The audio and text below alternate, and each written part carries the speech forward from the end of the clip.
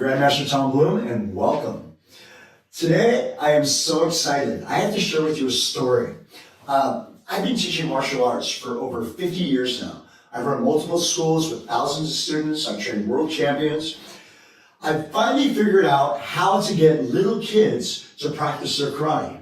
I have this group of students, and they're very young. They're 4, 5, and 6-year-olds, and they're now intermediate. They're getting really good. And, they're learning everything in the studio. Of course, they're excited. They go home and they show their stuff and they kick around the house. So we've been working on jump kicks in that class.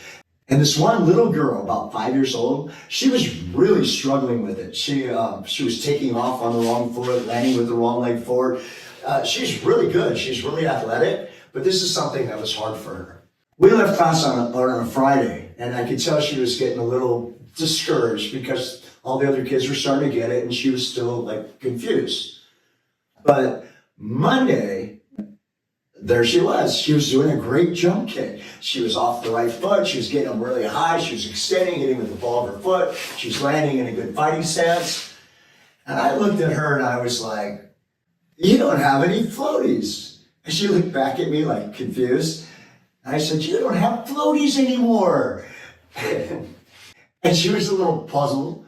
But I said, you practice your karate. You don't have you took your floaties off.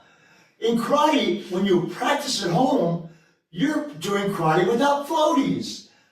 And she got so excited. She was like, "Yeah." And I said, "Where's your floaties?" She goes, "I don't need floaties, I practice." And then all the kids around, they said, "Oh, Master Bloom, look, watch this, watch this." And they all got it. They got so excited about this one little concept about floaties. Who knew? Little kids. They don't like floaties. They don't like to be in the pool with floaties on. It makes them look funny. Remember, whether it be swimming, karate, or life, it's a whole lot more fun without floaties.